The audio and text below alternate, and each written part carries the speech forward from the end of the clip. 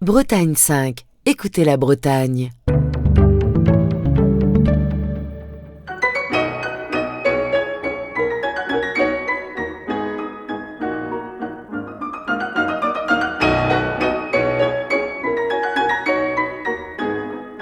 À voix haute, une émission de Meredith Ledez.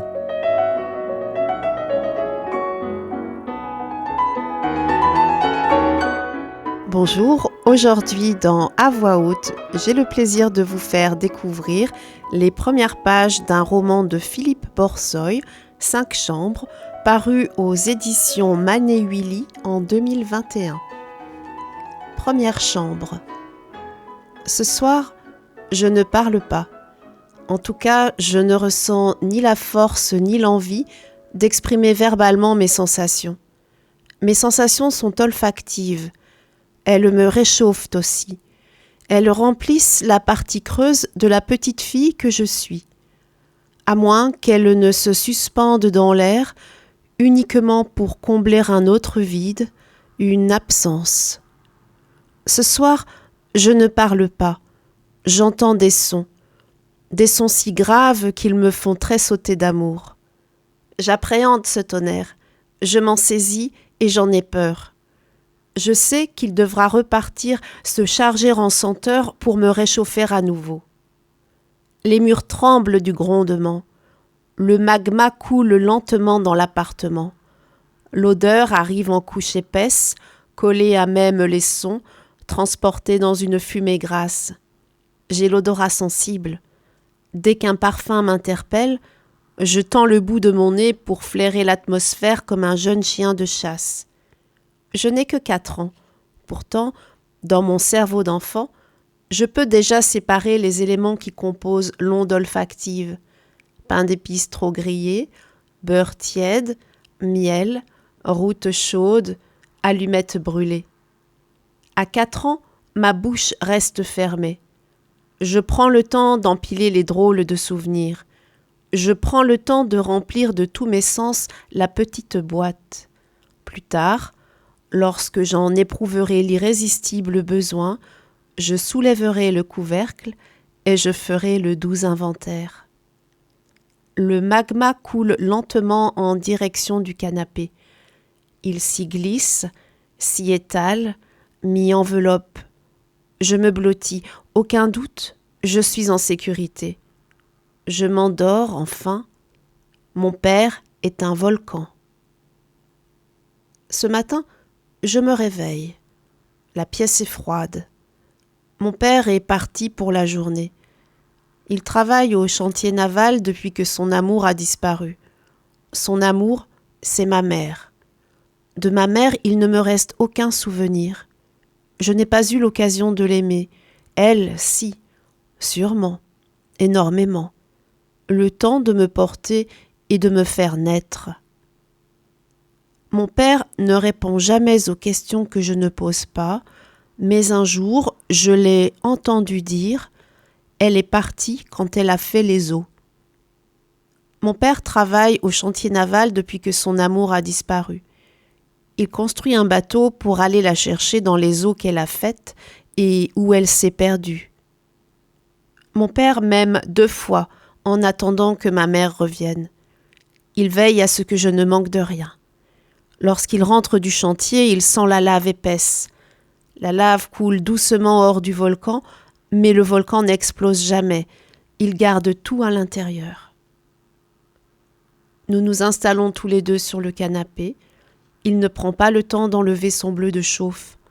Je me cale contre lui et hume à n'en plus pouvoir les parfums de pain d'épices trop grillés, de beurre tiède, de miel, de route chaude et d'allumettes brûlées. Mon père est soudeur à l'arc au chantier naval. Il grille des électrodes qui ressemblent à des bâtons d'encens.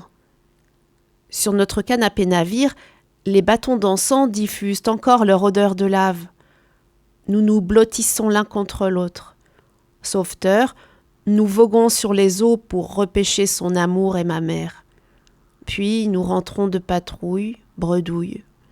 Enfin, je le croise un instant, jusqu'à ce que mon père se lève et retire son bleu de travail.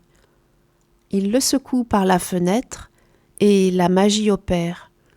Des millions de flocons dansent dans la lumière du soleil qui inonde le parquet de ses obliques célestes.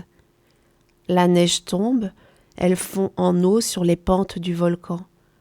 Je prends conscience qu'elle était là, fraîche et légère. Je sais qu'elle retombera à nouveau chaque fois que mon père rentrera du chantier. Ma mère est la neige. Mon père m'accorde du temps, beaucoup de temps. Il prend soin de me raconter ce que je ne vois pas. Je l'écoute, curieuse. Je le suis les yeux fermés. Il me parle du métal qu'on martèle, qu'on découpe et qu'on décape, du bruit des machines, des gerbes d'étincelles et de la fusion de l'acier, du ventre de son navire. Il me parle d'un espace exigu. Je ne sais pas encore ce que veut dire exigu, mais le son du mot me plaît déjà. Il a le goût du fer poli. J'imagine un endroit creux et minuscule, un recoin dans lequel mon père s'isole et se cale pour faire brûler ses bâtons d'encens. Il me dit que pour souder les tôles à l'intérieur de la coque, il doit porter un casque pour se protéger et que derrière ce masque, lorsqu'il regarde danser les gouttes d'acier en ébullition, il pense à s'évader. Je l'imagine préparer son voyage dans sa cavité exiguë, respirer les fumées de soudage et se laisser recouvrir de flocons de neige. Mon père me parle tous les jours et de longs moments. Il sait que je ne comprends pas tout ce qu'il me dit, mais il me dit tout, dans le calme, patiemment, avec une précision infinie. Pour l'instant, les mots sont invisibles. Ils n'existent que par les sons et les odeurs. Alors, j'ouvre la petite boîte et j'empile les paroles de mon père. Sur le dessus, bien rangés, il y a les mots que je comprends. Je m'en servirai bientôt quand je déciderai d'ouvrir la bouche. Les mots que je ne comprends pas sont au-dessous. Ils se mélangent et disparaissent dans le fond de ma mémoire. Ce n'est pas grave. Je sais qu'ils réapparaîtront, entremêlés, sûrement, mais ils réapparaîtront. Je connais le mot « carnaval ». Mon père le prononce souvent. Si j'étais sourde, je saurais le lire sur ses lèvres. Je verrais sa bouche entr'ouverte, ses incisives supérieures effleurer sa lèvre inférieure et le bout de sa langue tapoter son palais. Si j'étais sourde, cela ne m'empêcherait pas de remarquer sur les lèvres de mon père que le carnaval se termine comme le chantier naval. Je verrais les nez de clown, les confettis à terre, mais je n'entendrais pas la musique de la clique ni le hurlement des sirènes. Ce matin, j'entends la musique de la clique et le hurlement des sirènes. Ce n'est pas encore le carnaval, mais ça lui ressemble un peu. Mon père me parle, encore et beaucoup. Je dépose des mots que je ne comprends pas au fond de la petite boîte. Bulbe, étrave, étai, berre, bassin d'armement, hymne national. Ce matin, le fond de la boîte est liquide. Les mots que je ne comprends pas se mélangent et se dissolvent dans une belle profondeur d'eau verte en attendant qu'un jour ils remontent à la surface. Ce matin, pour la première fois, je visite le chantier naval avec mon père. Je visite les grands hangars, les petits ateliers, les bateaux toujours à terre et ceux déjà à quai mais qui ne sont pas encore peints. Sur la grande place des aciers, il s'arrête devant les empilements de tôles épaisses. Il les compte avec ses yeux. Tant qu'elles sont là, tout va bien. Je ne sais pas s'il pense tout haut ou s'il me parle encore. Il y a beaucoup de monde sur les quais. C'est la fête.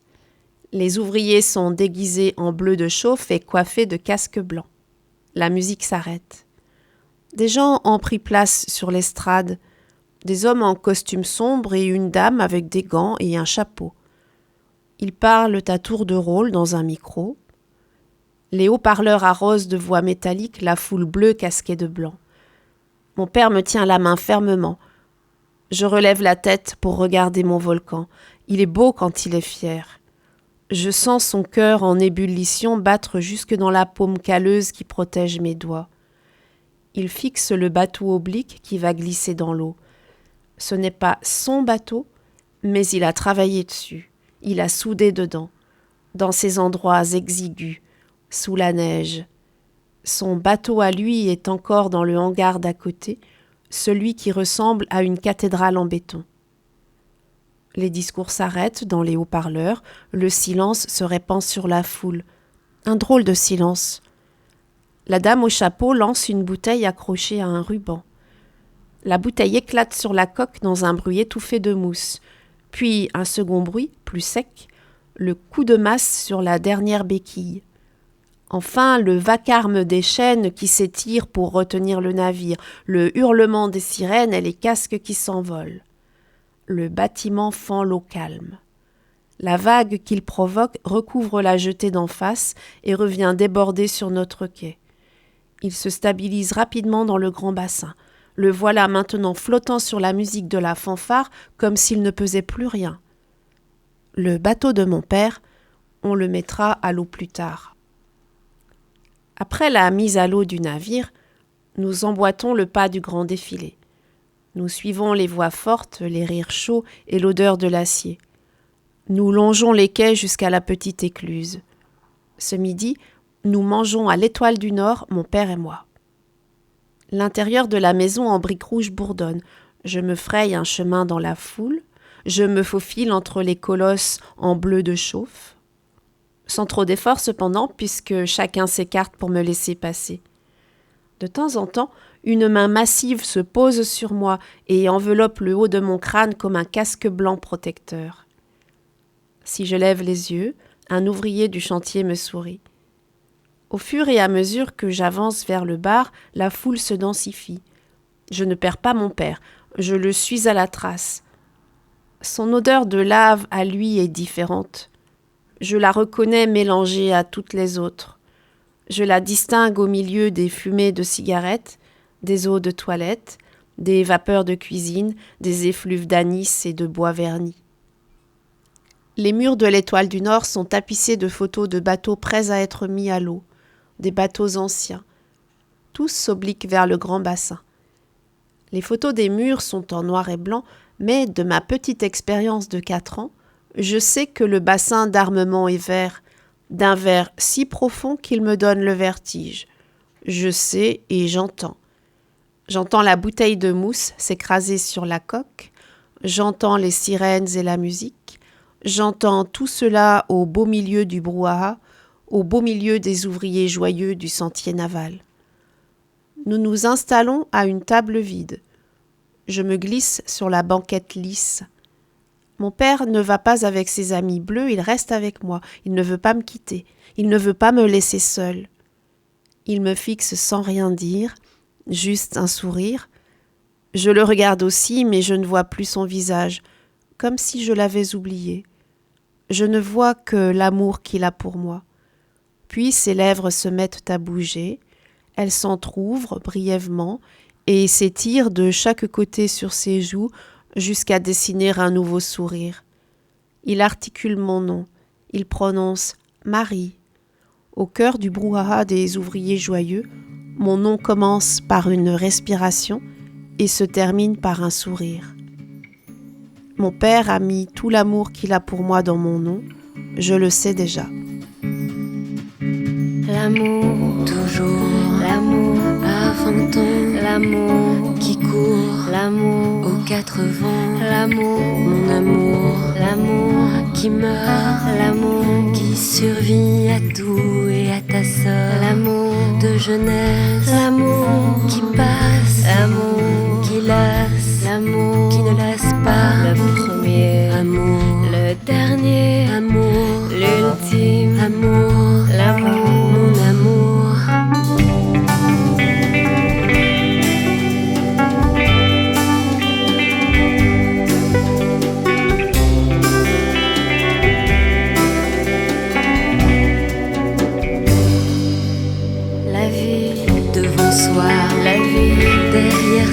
La vie qui veut ça,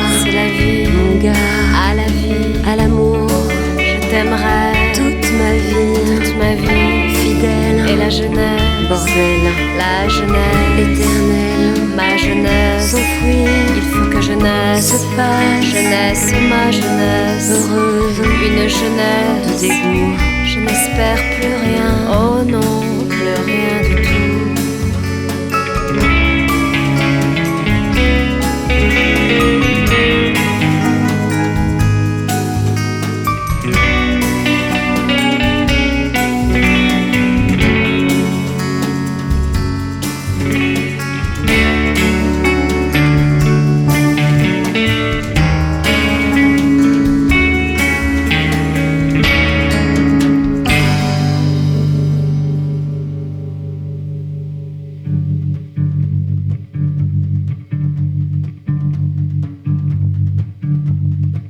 De la vie qui va, de la vie qui vient. Si c'est ça, la vie, si c'est ça, alors tant pis. Une vie remplie, une vie gâchée, même une vie de tordu. On fait ce qu'on peut, sa vie pour une mort belle, une mort sans douleur, une mort sereine, une mort à son aise, jusqu'à ce que mort s'en suive et que de vie à trépas on oublie la jeunesse pour l'amour.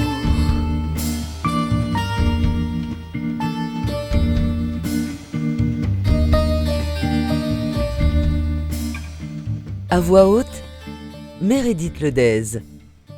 Bob et Anna nous rejoignent à la fin du repas. Bob et mon père se serrent la main comme de vrais amis. Anna m'embrasse avec la force de quelqu'un qui m'aime. Bob et Anna sont des parents sans enfants. Ils imaginent un garçon qui jouerait avec moi. Ils l'appelleraient Nathan. Bob et Anna aiment les enfants, mais ils n'en auront jamais. Alors, ils prennent soin de moi comme si j'étais leur propre fille, sans jamais prendre la place de mon père et de ma mère. Mon père me dit que, quoi qu'il arrive, on pourra toujours compter sur eux. Bob a presque les mêmes cheveux que moi, mais beaucoup plus courts et un peu moins roux, moins bouclés et plus drus. Bob a la couleur du cuivre et l'odeur de l'acier. Il est soudeur aussi. Il travaille sur le bateau de mon père, dans la cathédrale en béton. Il soude avec lui dans les endroits exigus, là où il neige. Aujourd'hui, Bob sent l'eau de Cologne en plus de l'acier. Il s'est peigné en arrière. Les joues qui lui restent entre sa moustache de pirate et ses larges favoris sont rasées de près. Je devine son regard bleu métallique sous ses paupières retombantes et ses sourcils broussailleux. De chaque côté de ses yeux, des rides se creusent lorsqu'il rit. Anna travaille à l'Étoile du Nord, elle est cuisinière. Elle a des cheveux très foncés, presque noirs. Sa peau est aussi blanche que la mienne, mais elle n'a pas de taches de rousseur, seulement quelques grains de beauté brun. Ses yeux sont bleus, moins bleus que ceux de Bob, un peu plus gris. Elle a de longs cils courbes et des sourcils redessinés au crayon. Ses doigts sont fins et ses ongles vernis du même rouge que son briquet. Anna fume sans arrêt. Elle tousse aussi, comme Bob, comme mon père, comme tous les ouvriers du chantier. Tous. Tous fument les mêmes cigarettes, celles qui sont emballées dans un paquet en papier bleu décoré d'un casque avec des ailes. La fumée et les conversations s'épaississent à l'Étoile du Nord. Elle me pique les yeux et les oreilles. J'attrape des mots au vol dans le brouillard et les vapeurs d'alcool. Tanker, méthanier, ferry, armateur, je les enferme dans la petite boîte. Cet après-midi, nous roulons sur la grande digue. Nous aimons cette route toute droite sur la crête. Elle s'étire comme un fil tendu. Nous sommes deux funambules. Nous avançons en équilibre sur l'instant présent, entre la terre ferme et l'immensité vaporeuse, entre la consistance et l'inconnu, entre le souvenir et l'oubli. Mon père conduit lentement. D'un côté, les usines bouillonnent, de l'autre, l'horizon aspire mon regard vers l'infini. Je tends le cou et je hume l'atmosphère les yeux mi-clos. L'air du large s'évanouit dans les fumées épaisses. Le gris de la mer disparaît dans le noir des hauts fourneaux, à moins que ce ne soit le noir des hauts fourneaux qui se dissipe à tout jamais dans le gris de la mer. Je tends le cou et je hume l'atmosphère les yeux mi-clos. Je possède le flair d'un jeune chien de chasse, je suis doué de son instinct aussi. Je sais maintenant que cela peut arriver. Je sais qu'un jour, la mer me déposera sur la plage, entourée de solitude. Nous roulons en équilibre sur la crête. Soudain, nous quittons la route chaude et piquons vers le bas. À chaque fois, nous rions aux éclats en dévalant le flanc en pente goudronnée de la digue. À chaque fois, mon souffle se coupe net. À chaque fois, mon cœur se rétrécit, se durcit, rebondit comme une bille dense qui danse dans mon ventre. En bas, la plage est immense. La mer s'est retirée, mais elle va revenir. Mon père ouvre le coffre de la voiture. Il déplie les fauteuils en toile orange, sort la glacière, installe ses cannes à pêche. Il décapsule une bouteille de bière, tire une cigarette du paquet bleu et l'allume. Il plisse les yeux en soufflant la fumée. Il interroge le lointain, là où tous les gris se confondent. Il fouille les eaux que son amour a faites et où elle s'est perdue. C'est l'été. J'attends, assise dans mon fauteuil en toile orange. Je mange mon pain d'épices. Le vent m'enveloppe d'une mélancolie tiède. La mer se rapproche en franges de mousse blanche. Ses dentelles d'écume chatouillent mes pieds nus. Mon père lance des hameçons dans l'eau profonde. Il me parle sans se retourner. Avec un peu de chance, j'attraperai une sirène. Puis, il oriente le parasol pour me recouvrir d'ombre et s'assoit tout près de moi. Nous sommes 3 désormais, mon père, son amour et moi.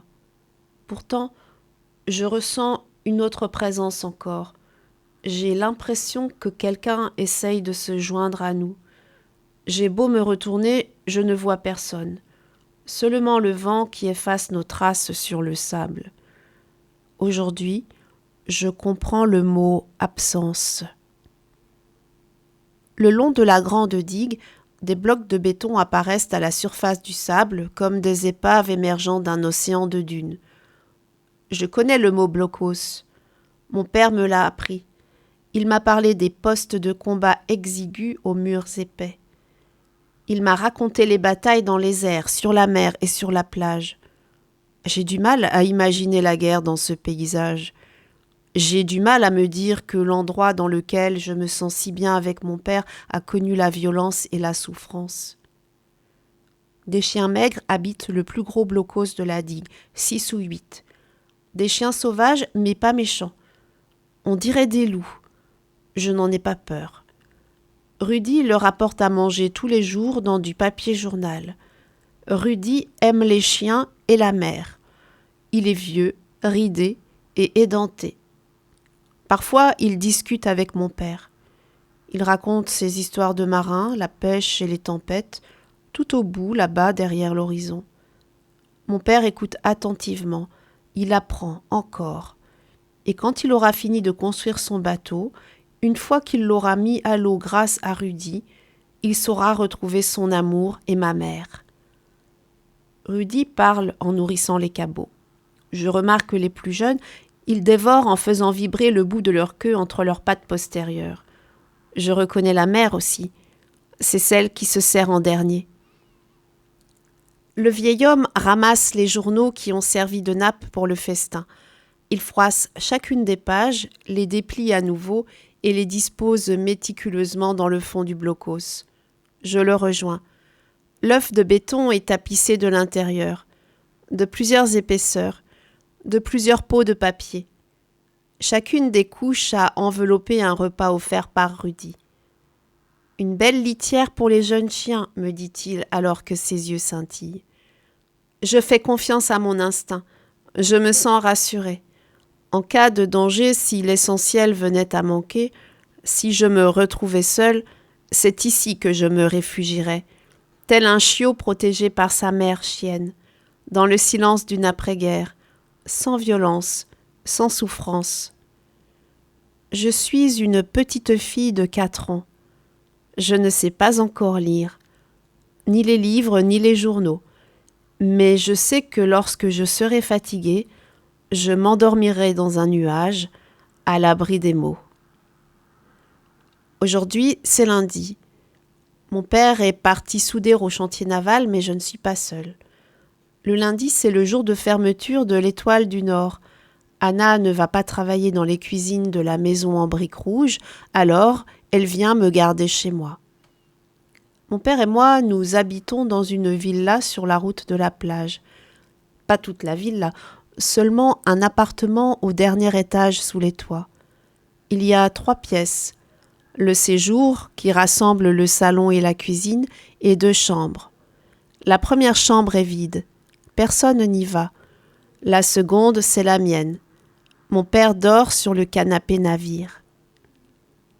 Je me cale à la fenêtre du séjour qui donne sur le chantier.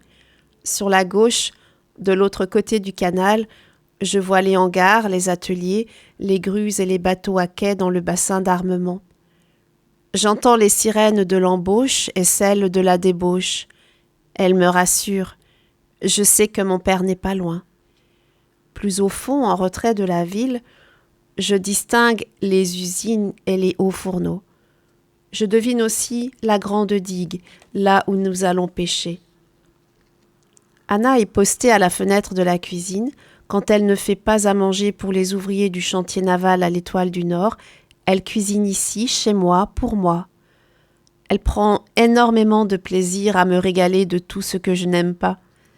Elle me nourrit de choses que je ne connais pas encore, de nouvelles saveurs. Céleri, salsifis, choux de Bruxelles, rognons, cervelle d'agneau. Elle hache le persil dans un verre avec des ciseaux et elle écrase les gousses d'ail avec le plat de son gros couteau. Elle fait tout cela, le torchon à la taille et la cigarette aux lèvres. Parfois, pendant la cuisson, elle prend le temps de fumer en regardant la mer. Là-bas, tout au bout de la plage immense, des moitiés d'hommes glissent sur l'eau calme. Ils poussent leurs filets à crevettes, lentement, au rythme du ciel gris. Il n'y a pas un brin de vent, pourtant les cerfs-volants croisent les oiseaux sans un seul battement d'ailes. La mer s'est retirée. Elle remontera cet après-midi pour lécher les odeurs de gaufres, de miel et de beurre tiède. Après le repas avec Anna, nous nous promenons sur l'esplanade de la plage jusqu'au poste de secours. Nous marchons comme 2 dames oisives et nonchalantes le long des villas. Ma mémoire est fragile, elle me fera défaut, c'est certain, et pour l'essentiel de ma vie, mais les noms des villas resteront toujours gravés à l'intérieur de ma petite boîte, dictée par Anna.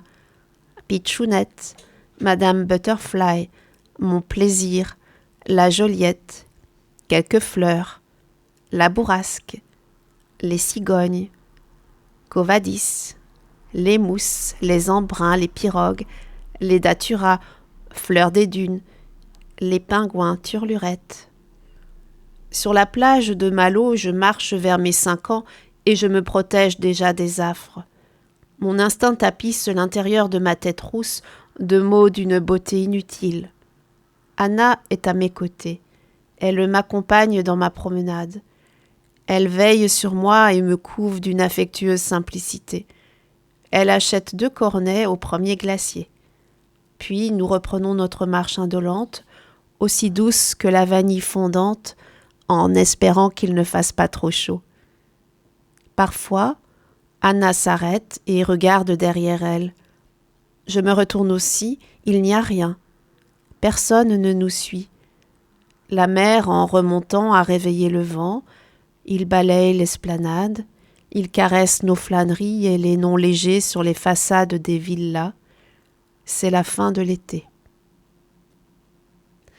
C'était 5 chambres, un roman de Philippe Borsoy paru aux éditions Mané-Huilly en 2021.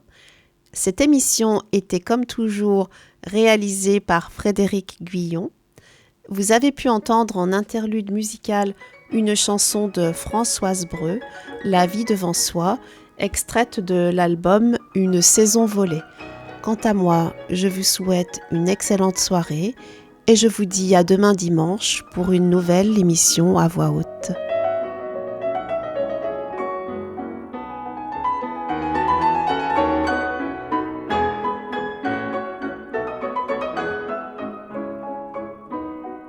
Pour réécouter les émissions de Bretagne 5, rendez-vous sur bretagne5.fr.